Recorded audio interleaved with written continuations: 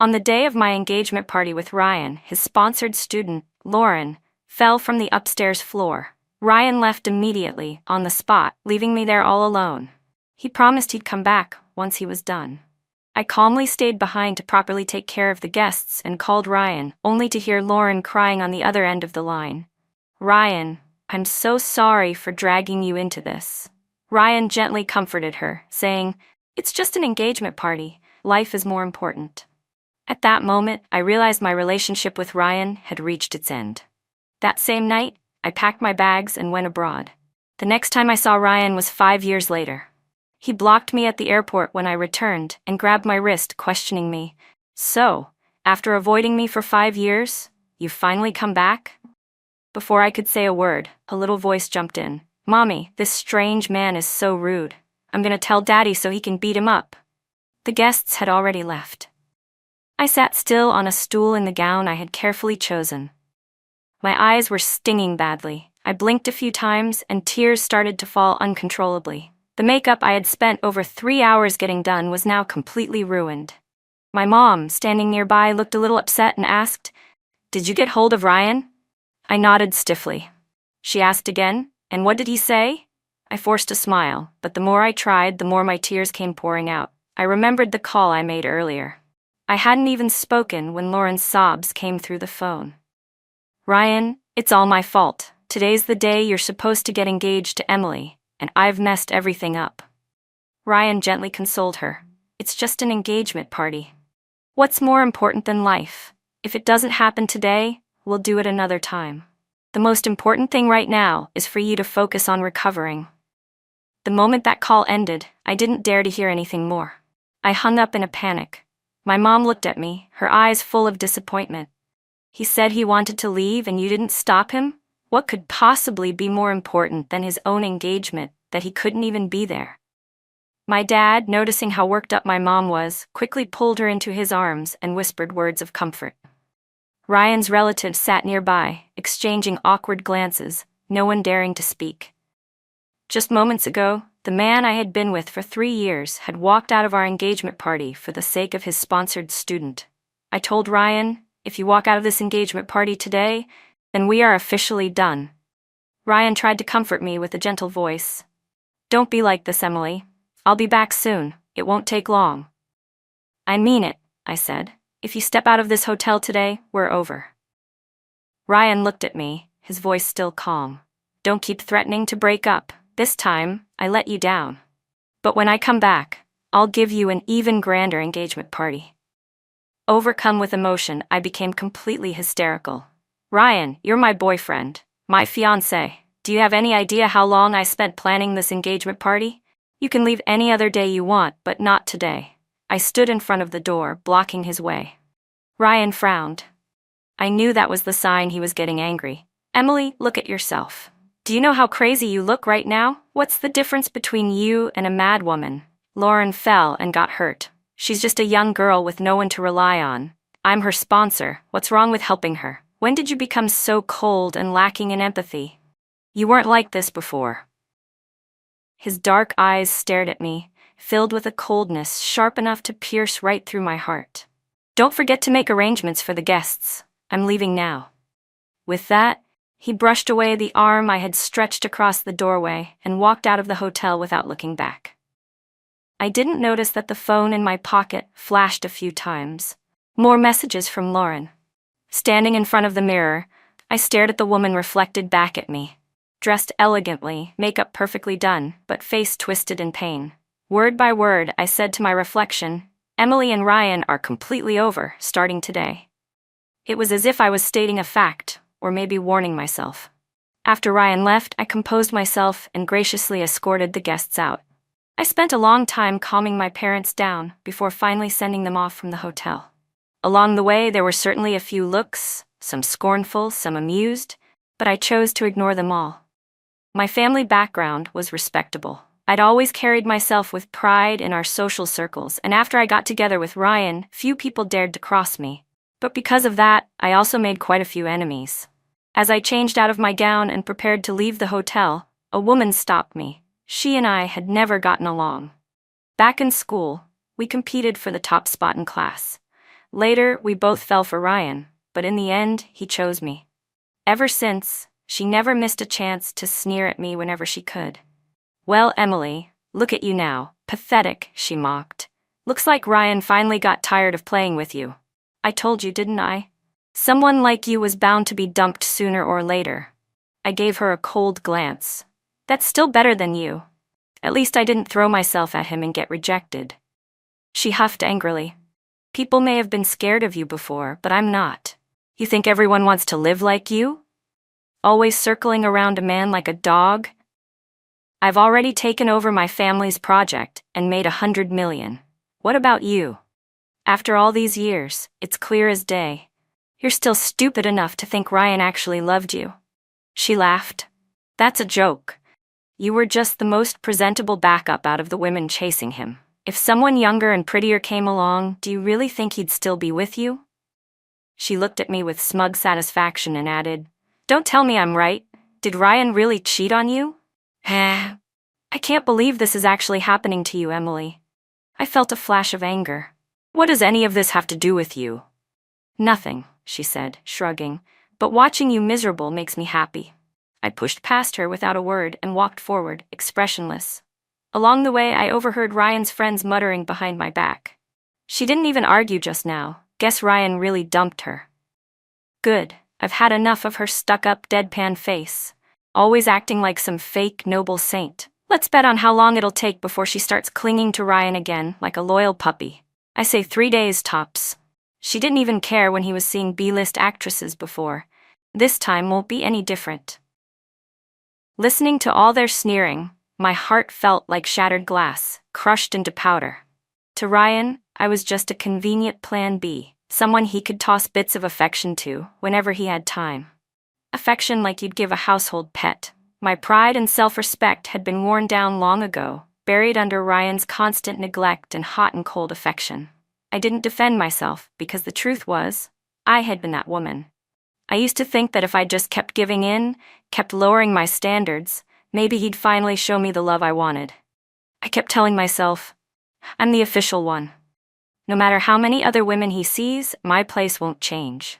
But love doesn't work like that. Love isn't staying home, doing his laundry, and throwing my whole heart into someone who barely looks back.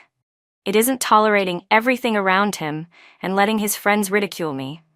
It isn't dealing with his side flings while pretending to be happy at public events. Love should be mutual. It should be respect. It should be independence.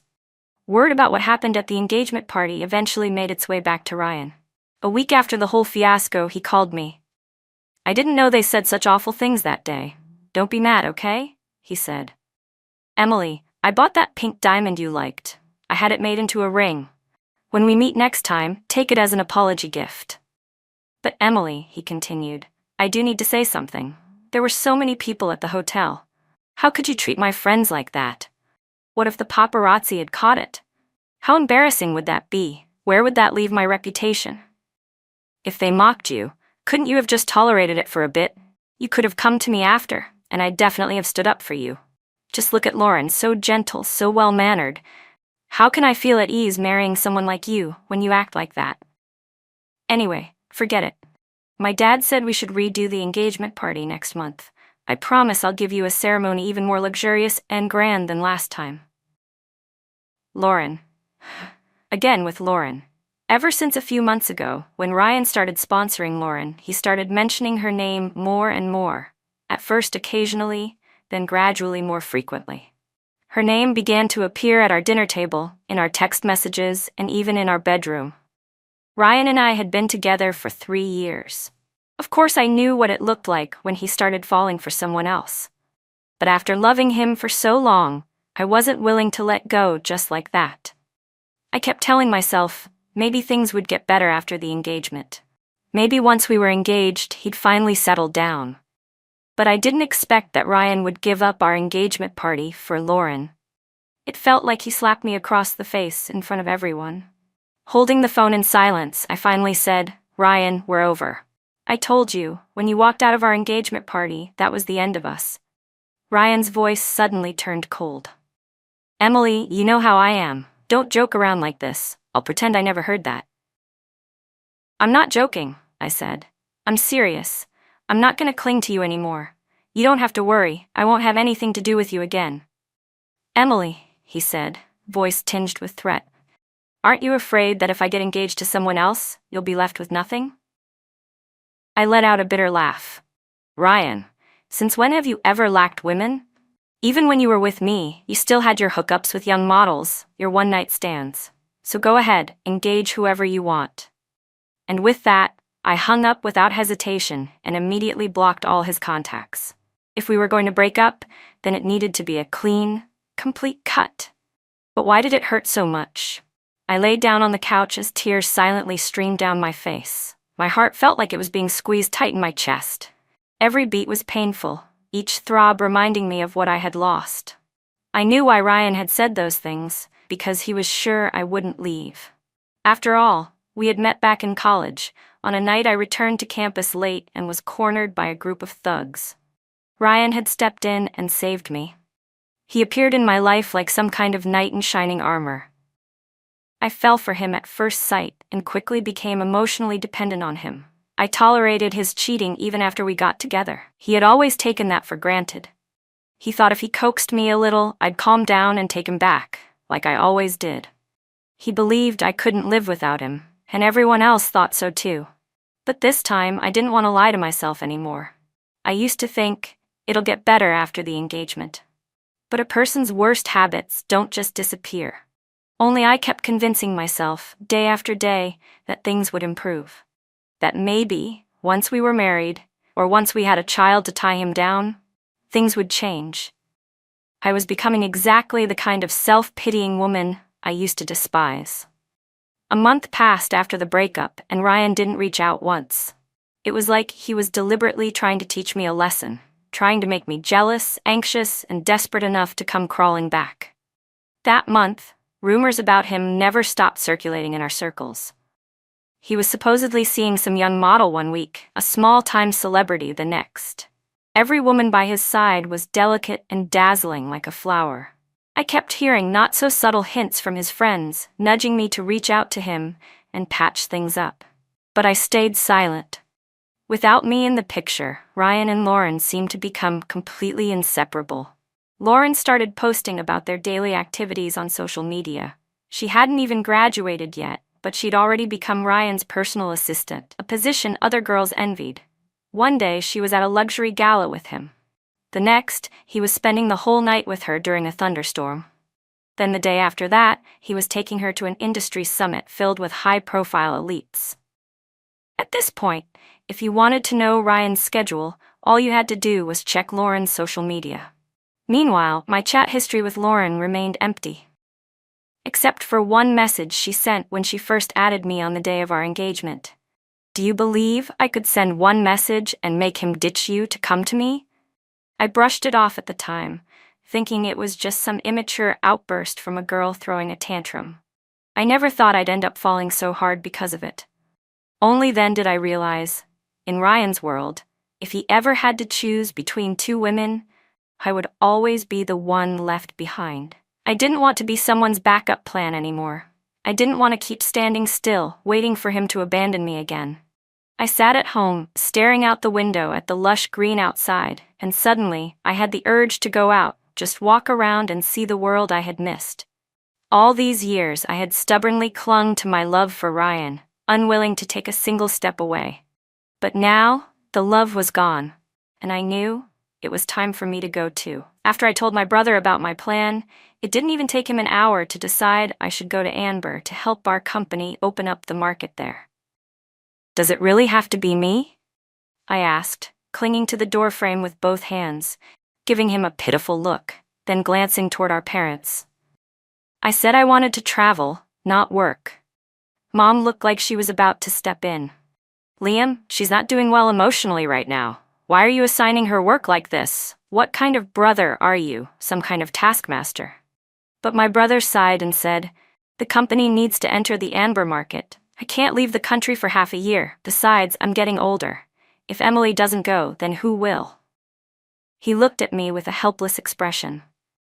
Emily's always been more capable than me since we were kids. For years, the only reason our family business hasn't taken a step forward is because she refused to get involved, because of Ryan. This time, no matter what, you're not backing out. You said you wanted to clear your head? Then this is perfect. Go to Amber and let work distract you. Better than moping around all day, crying over that guy. So I gave in and boarded the flight, dragging my suitcase with me on a long journey to Amber, alone. As soon as I settled into my seat and stowed my luggage, I slipped on an eye mask, ready to sleep. Emily? A clear, deep male voice cut through my thoughts, making me pull down the mask.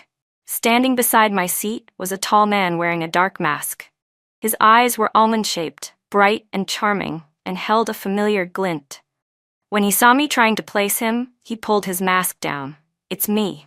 Seeing his handsome and striking face, I was genuinely surprised. Ethan? You're heading to Amber too? Ethan Pierce smiled and nodded.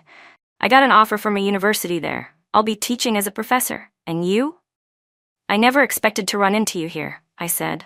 Last I saw on your feed, you were getting engaged. My smile froze slightly.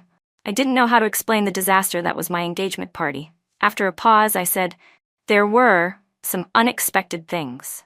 We broke up. I'm heading to Amber to help my family's company with a new project. Ethan picked up on the mood shift and didn't push for more. Well, that means we'll be seeing each other often in Amber. I smiled and nodded firmly. I had met Ethan in our college theater club. He was the club president, handsome, talented, and the natural pick to play the male lead in our productions. Back then, we connected deeply through literature and collaborated on several plays that received great acclaim. I still remember one night after our first original play debuted successfully. The club went out to celebrate, and when everyone got drunk, Ethan walked me home. The sky was full of stars. We walked slowly, talking about our favorite writers. We were so close, and the faint cedar scent on him made me feel lightheaded. That night, I truly believed we were soulmates. I could feel my heart tilting toward him. I had thought he would confess to me soon, but after I fell for Ryan, I poured all my energy into that relationship. I never picked up the pen again, and my bond with Ethan slowly faded. We didn't see each other again. Now, meeting him here again on a flight, looking into those familiar eyes, I suddenly felt something stir deep in my empty chest. My heart was beating again, strong and clear. During my first week in Amber, Ryan called. I didn't want to answer, but the calls just kept coming. It felt like he wouldn't stop unless I picked up. When I finally answered, there was silence on the other end. He seemed to be waiting for me to speak first. I had just arrived in Amber and work was already piling up. With no response from his end, I grew impatient. If you're not going to say anything, I'm hanging up. He finally spoke. His voice was hoarse and slightly slurred, like he'd been drinking. Emily? It's been over a month. Have you had your fun yet? You've never gone this long without coming back to me.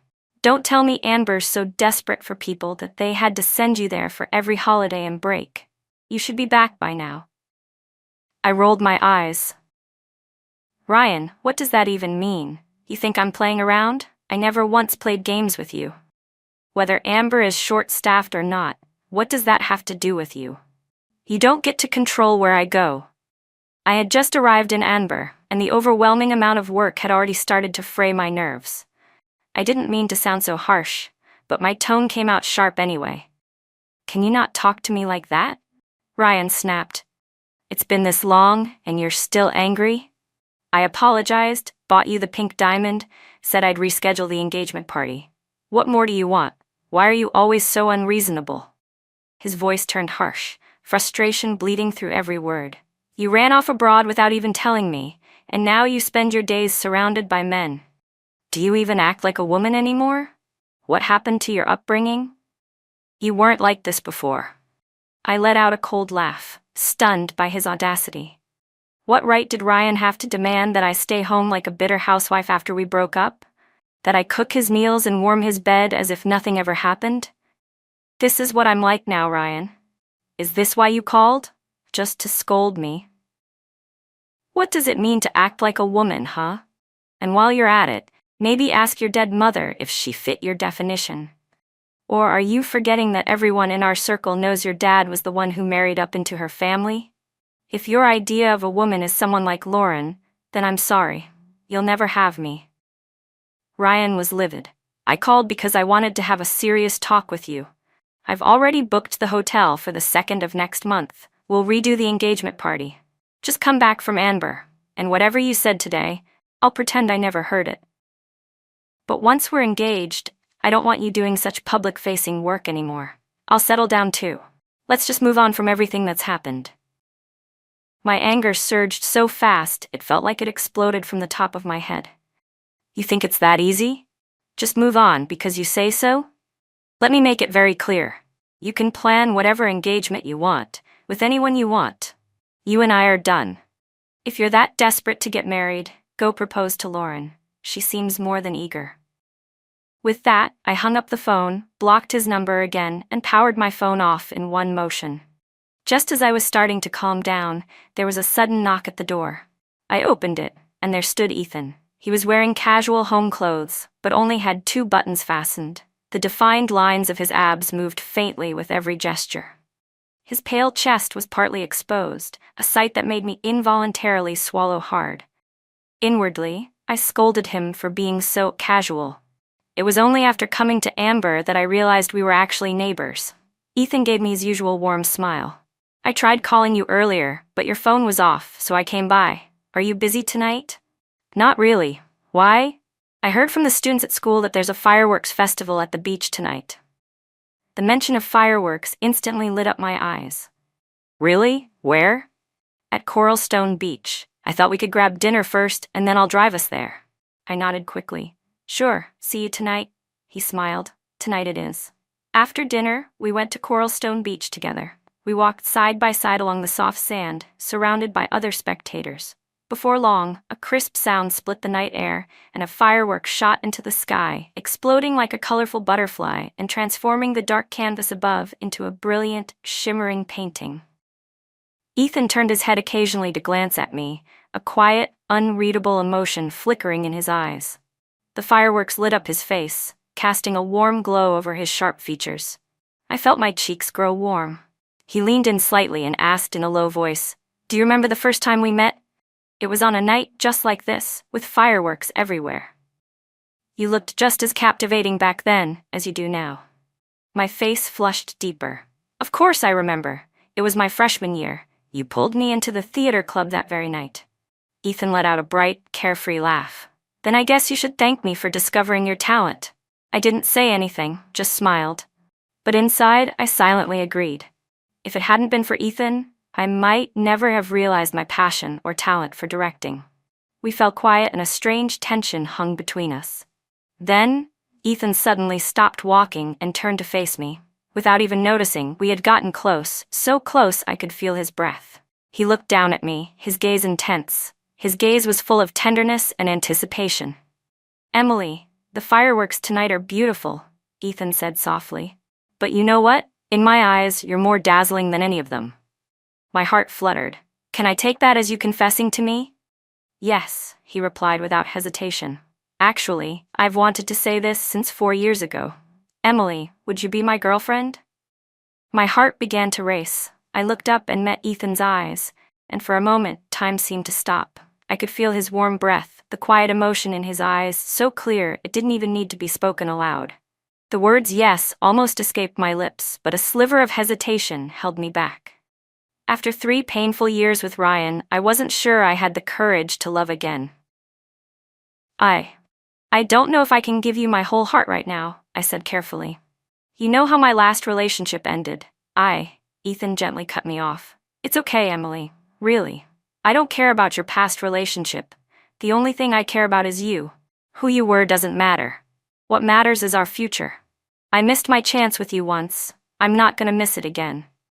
My hand instinctively tightened around the corner of Ethan's shirt, as if confirming that his confession was real. "Then, please take good care of me, boyfriend," I said with a smile. I was willing to give Ethan a chance. More than that, I was willing to give myself a chance.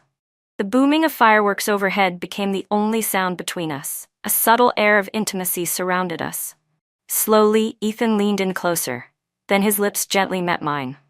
In that moment, it felt like an electric current coursed through my entire body. His arm wrapped gently around my waist, pulling me closer. I responded to his kiss, slowly at first, then with growing warmth. Our heartbeats synced in the embrace, steady and strong. Later, when we returned home, I saw that Ethan had posted something on social media. A rare occurrence for him. The caption read, "After all the twists and turns, we finally got our happy ending." The photo was of us kissing beneath the fireworks earlier that night. Members from our old college theater club flooded the comments section, teasing and celebrating. One of them wrote, "Ethan finally got the girl after all these years. Our club beauty is officially taken." I scrolled through the comments, my ears burning and my cheeks flushing all the way to my temples. Then my best friend from college, Grace, called me directly. The second I answered, her squealing voice nearly pierced my eardrums. "Ah, Emily, you and Ethan are finally together? You don't know how hard I shipped you two back in college. When you got engaged to someone else recently, I was so disappointed, but look at this plot twist. My OTP finally came true." Her excitement made me laugh. "We were just friends back in college, Grace. What were you even shipping?" "Come on," she exclaimed. "You were the club goddess, he was the club heartthrob, campus legends. Half the school wanted you two together. If it weren't for..." Her voice trailed off for a second before picking up with renewed cheer. "But hey, now you've escaped the suffering and found your new beginning. I'm so happy for you, Emily." After we hung up, Ethan was sitting on the sofa. He pulled me gently into his arms from behind. I leaned back into his embrace, surrounded by his warmth and strength. The faint cedar scent on his skin was still the same, still comforting. He lowered his head to kiss my hair and asked, "What did Grace say?" I smiled in his arms. "She said people were already hoping we'd end up together back in college. She never imagined we really would." Ethan chuckled softly. "Actually, I wanted to confess to you on your 20th birthday, but before I could, you met Ryan." I turned to face him, looking into his gentle eyes. Then I leaned in and kissed him, cutting off the rest of what he was going to say. After the kiss, my face flushed crimson. Ethan laughed lightly, cupped the back of my head, and kissed me again. The kiss started off gentle, but gradually deepened into something more passionate and intense. Ethan's hands slowly moved upward, his fingers tenderly brushing through my hair. I wrapped my arms tightly around his neck, responding to every movement he made. The atmosphere between us grew increasingly sweet, charged with an intimate warmth. When the kiss ended, Ethan gazed at me with dark, smoldering eyes and gently wiped my lips with his thumb. I shot him a playful glare. "My lips are all swollen now." He didn't say a word. Instead, he leaned in and kissed me again. That night, every corner of my home was filled with the lingering sweetness and intimacy between us. But it wasn't just our friends who saw the post. Ryan's friends did too. That evening, Ryan was at a casual get-together with a few of his usual crowd. He sat there, a cigarette dangling from his lips, eyes slightly tired. Among the group was someone who had once known Ethan from back in the day. When he saw Ethan's post on social media, he passed it around. The group exchanged looks, unsure of what to say. Ryan noticed the sudden tension in the room and frowned. "What's with all of you?" he asked. One of them, trying to sound casual, spoke up. "Hey Ryan, I just saw Ethan Pierce's new post. You know that friend of Emily's from college drama club?" At the sound of my name, Ryan's frown deepened. "So what if you saw his post? Aren't you guys friends on social? Isn't it normal?" Another guy who hadn't yet grasped what was happening piped up. Ryan didn't respond. He just exhaled a puff of smoke and downed the glass of liquor in front of him. His mind drifted to the argument we had earlier that day over the phone. Ryan genuinely believed he had been wronged. He'd already lashed out at the friends who gossiped behind my back. He'd gone out of his way to book a more extravagant venue. He'd meticulously planned a flawless new engagement ceremony to make up for the last disaster. What more could I possibly be unhappy about? He had even tolerated my jealousy over Lauren, which he thought was completely uncalled for. In his mind, Lauren was just a college freshman who had been harassed by a man while working in a restaurant. He had saved her, just like he once saved me. Feeling pity for her, he gave her a job. What was so wrong with that? It's not like Foster Group couldn't afford one extra hire. And that day when Lauren fell from upstairs, if it hadn't been for quick medical attention, she could have been permanently disabled. Did I expect her to limp around a restaurant washing dishes for the rest of her life? Ryan couldn't understand why I had changed so much. I had been harassed once too. How could I be so cold toward someone like Lauren? Yes, he admitted that when he first saw Lauren's youthful face and innocent charm, he felt something stir. But he'd dated actresses and models before, and I had never gotten upset. Why was I suddenly throwing tantrums now? He remembered Lauren saying he had spoiled me too much. Maybe she was right. Maybe I did need to be put in my place. Then the friend hesitantly added, "Ryan, Ethan's post. It's official. He and Emily made it official. He even posted a photo of them kissing." The room fell dead silent. No one dared to breathe. "Give me the phone," Ryan said coldly, eyes darkening as he stared down the guy who had spoken. The man hesitated, then slowly handed his phone over. Inwardly, he was already regretting bringing it up. Ryan stared at the screen for a long moment. Then, in a sudden burst of rage, he hurled the phone to the ground with a loud crash. Everyone in the room jumped. The guy mourned his phone silently for a second. "I'm done for tonight," Ryan said in a low, sharp voice. "Not in the mood." And with that, he stood up and left the private room without another word. But that photo, me and Ethan kissing, kept looping in Ryan's mind. How could I move on so fast? Had I really just given up on him? Ryan didn't want to believe it. But ever since our phone call earlier that day, he hadn't been able to reach me again. He'd gone to my house, but my parents and brother all refused to give him any way to contact me. It wasn't until he felt a dull ache in his clenched hand that he realized his fingernails had cut into his palm, drawing blood.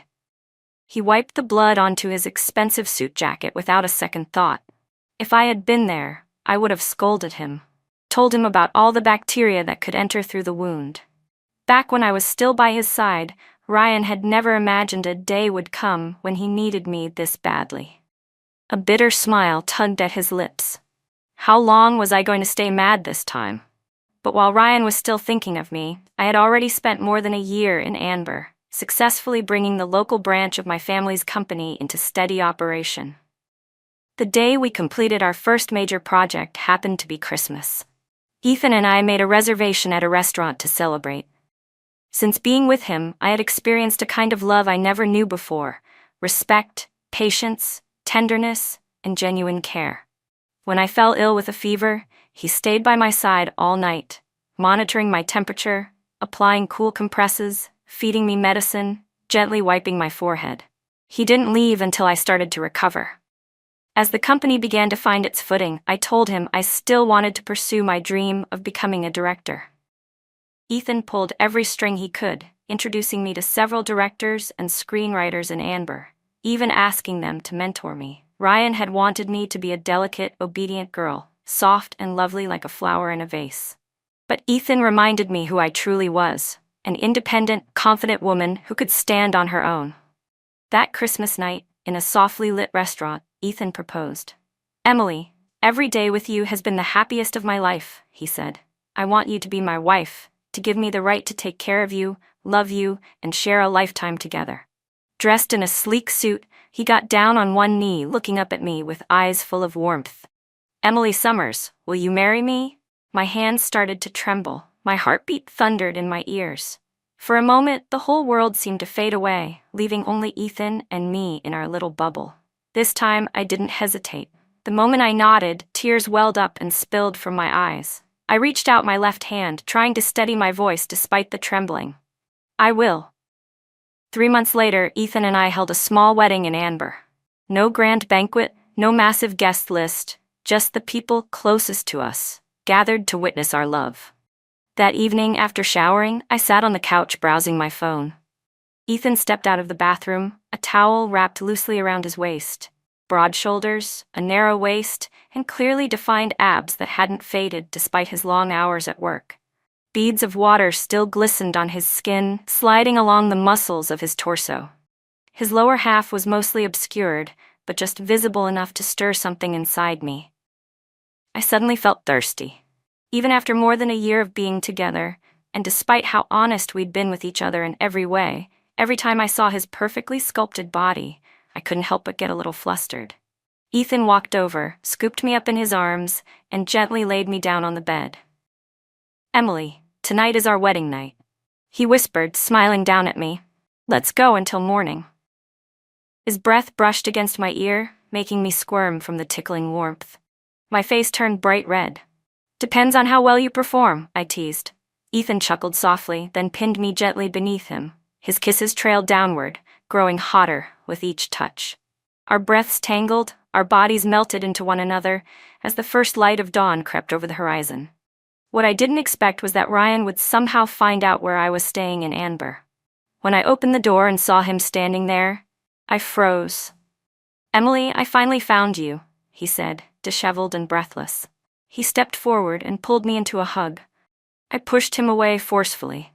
"Ryan, what the hell? How did you even find this place?" He didn't answer. "Doesn't matter how. It's been over a year. Don't you miss me at all? Come back with me. Please." He gripped my shoulders tightly. "Let go of me," I snapped, shaking him off.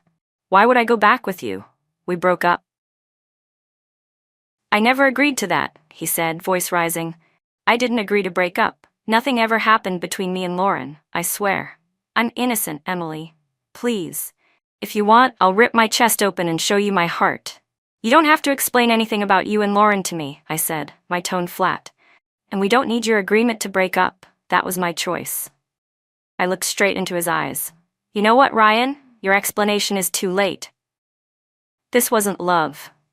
Running away from our engagement party to find Lauren, knowing full well I'd be humiliated, you still did it. Flirting with models and actresses at parties, knowing I'd be the subject of ridicule, you still did it. You stood by while your friends mocked me, belittled me, and pushed boundaries, and you did nothing.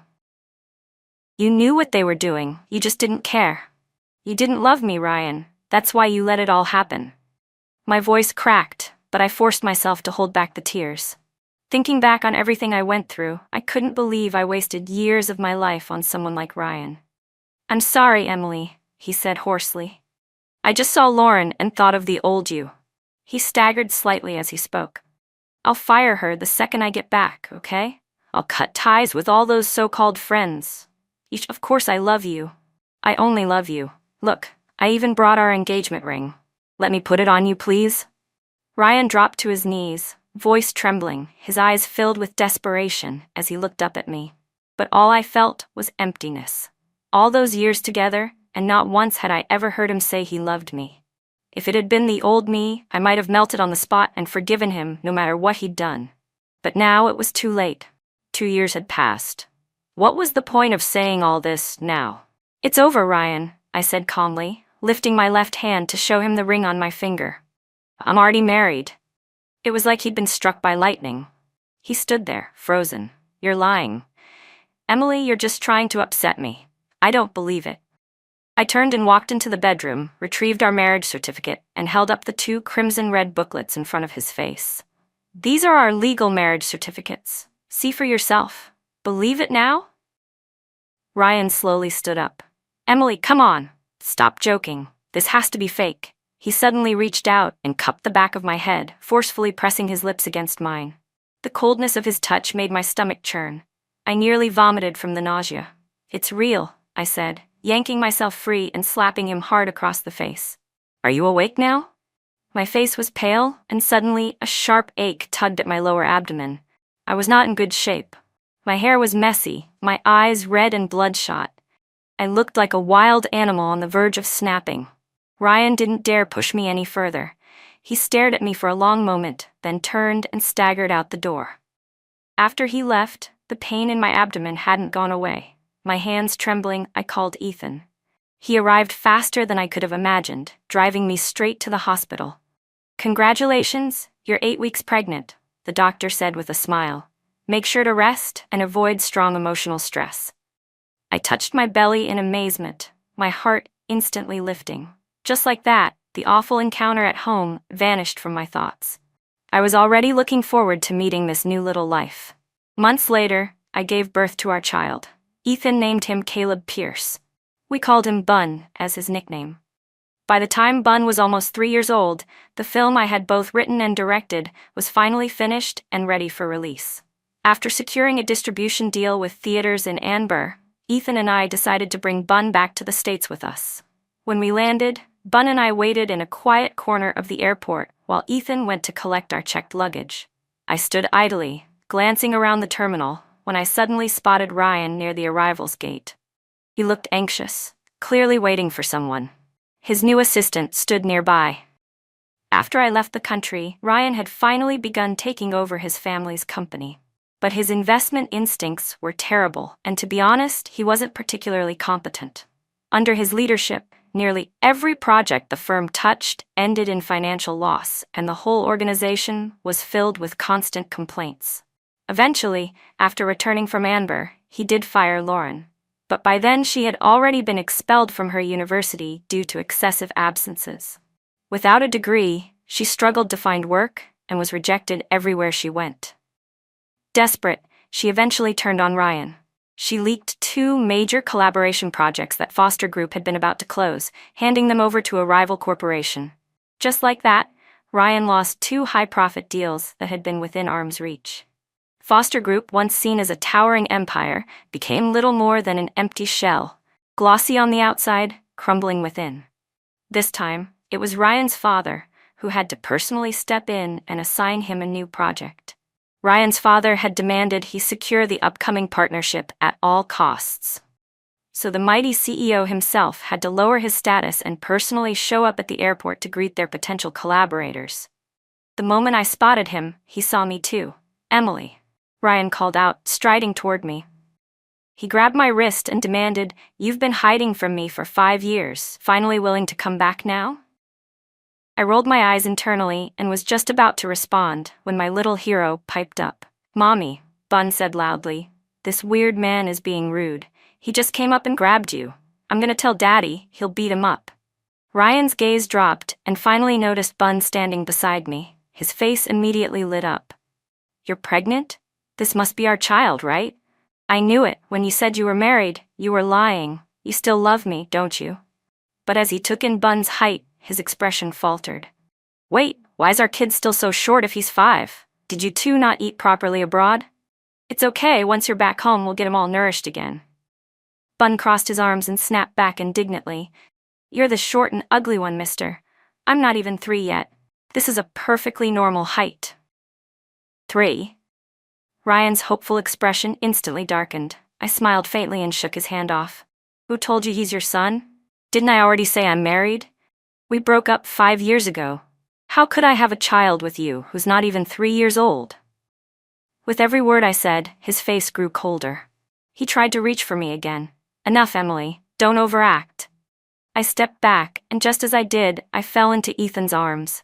He had just returned with our luggage. Ethan smiled, but there was no warmth in his eyes.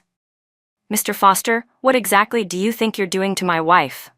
Ryan stared at him in disbelief, still wanting to argue, but his assistant stepped in, whispering urgently in his ear, "Mr. Daniels is arriving soon. Vice President, that man doesn't look wealthy. Let's wrap the deal first, talk to Miss Summers afterward." Ryan didn't say anything else. He shot us one last long look, then turned and walked away. "You okay?" Ethan asked gently. I smiled. "I'm fine." Bun puffed out his chest proudly. "I protected Mommy today. Aren't you gonna praise me?" "You were amazing," I said, leaning down to kiss his chubby cheek. When we began negotiating with domestic theaters, as expected, we faced immense resistance. Foster Group had once dominated the film industry in our country. Though the company had lost much of its worth thanks to Ryan's disastrous decisions, it still held enough sway that many were reluctant to cross his parents.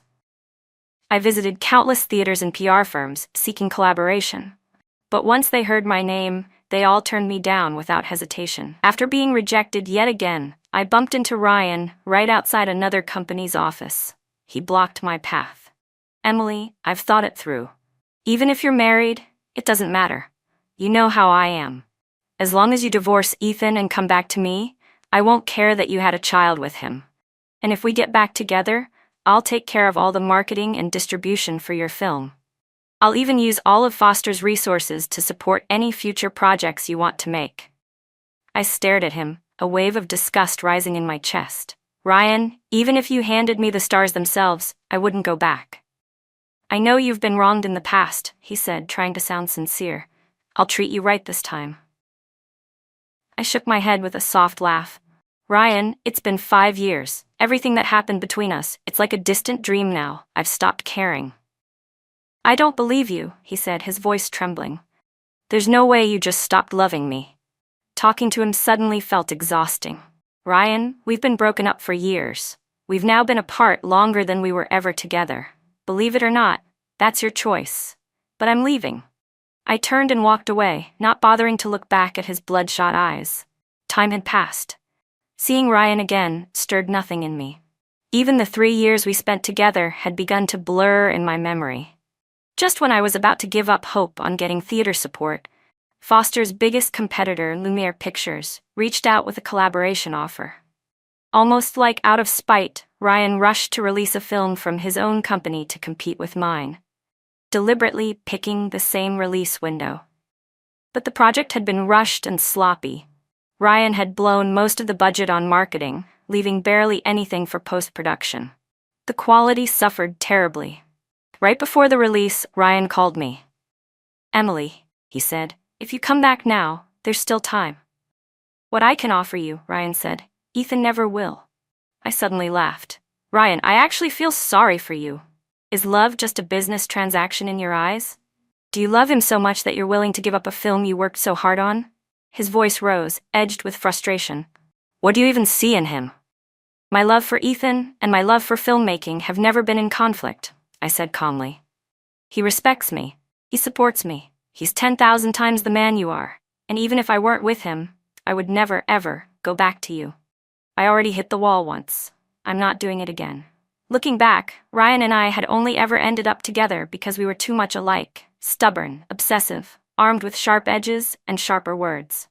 But the jagged parts of me had been softened over the years by Ethan's gentleness, while Ryan had only grown more extreme with every failure. When my film was released, it was met with overwhelming praise. Nearly every screening was sold out. Meanwhile, the film Ryan had dumped all his money into marketing for, one rushed out just to compete with mine, was torn apart by critics and audiences alike. The hype didn't match the quality, and backlash hit him like a tidal wave. That reckless gamble pushed Foster Group to the brink of bankruptcy. Ryan finally set aside his arrogance and began chasing investors himself. But his earlier arrogance had burned too many bridges. No one wanted to work with him anymore. The companies that did show interest, he turned his nose up at. That was when his sister Rachel returned from abroad. Ever since their mother passed, she hadn't set foot back in the country. But now she returned in full force, swiftly taking over Foster Group and initiating drastic reform. The toxic figures Ryan had embedded into the company were all removed without mercy. She even had their father sent to a care facility, cutting him off completely. And as for Ryan, the man who nearly drove the company into the ground, Rachel didn't hold back. She exiled him to Africa under the guise of developing new markets. In reality, it was a death sentence in corporate terms. After all, Rachel had gone abroad years ago because she lost a power struggle with him. This was her revenge. Before he left, Ryan came to my home looking for me. I didn't see him. That day, rain poured from the sky. He knelt in front of my house, holding a bouquet of hydrangeas. In his pocket was the engagement ring we never used. Tears streamed down his face as he whispered apology after apology, begging for just one glance from me. My brother stood at the window watching him, his expression unreadable. If Ryan had known this day would come, why didn't he act sooner? "Men are always like this," I muttered absently. From the side, Bun chimed in with his sweet, innocent voice. "Not me. I love Mommy the most." His words sent laughter echoing through the house. I was trying on dresses when Rachel called me. My film had just been nominated for an award, and I was preparing to walk the red carpet at the film festival. Rachel's voice on the other end was hesitant, but I made it clear. Whatever happened between Ryan and me was long over. Not even 2 months later, news arrived that Ryan had died in a conflict in Africa. A strange sense of melancholy stirred in my chest, but I didn't let myself dwell on it. On the night of the award ceremony, the hall shimmered with gold. I stood on the red carpet with Ethan at my side and Bun holding my hand. Cameras clicked like crazy, and reporters praised how the three of us looked like stars ourselves. As night fell and the lights dimmed inside the grand auditorium, the atmosphere grew electric with anticipation. My heart pounded like a drum in my chest as I stared at the stage. For 2 years, I had poured everything I had into this film, every shot, every line of dialogue. Time slowed to a crawl. Each second felt like an hour. I clutched Ethan's hand without thinking. He gently squeezed mine in reassurance. My eyes stung, and when I blinked, tears rolled down my cheeks, ruining the makeup that had taken 3 hours to apply. I felt like I was standing in the eye of a storm, with every spotlight and expectation resting squarely on me, a first-time director. Finally, the host took the stage and began announcing the nominees for Best Director. This year's winner, the host said, drawing out each word, is a first-time director. The room held its breath. I shut my eyes, 1,000 thoughts flashing through my mind. Emily Summers. I couldn't believe what I heard. My blood surged like fire in my veins. The hall erupted with applause and cheers. Dizzy, I opened my eyes and saw the brilliant lights and the smiling faces around me. Tears spilled over again as I stood up, wrapping my arms tightly around Ethan. "Thank you," I choked out. "I love you." He smiled and gently nudged me toward the stage, where flowers and celebration awaited. I walked the red carpet leading to the podium, each step strong and steady. I knew I would remember this moment for the rest of my life. Standing under the stage lights, holding the award in my hands, I fought back more tears as I gave my thanks to my husband, my family, my friends. Through blurred vision, I looked down and saw Ethan and Bun smiling up at me. On this long road of life, with them beside me, I knew I would never be alone again.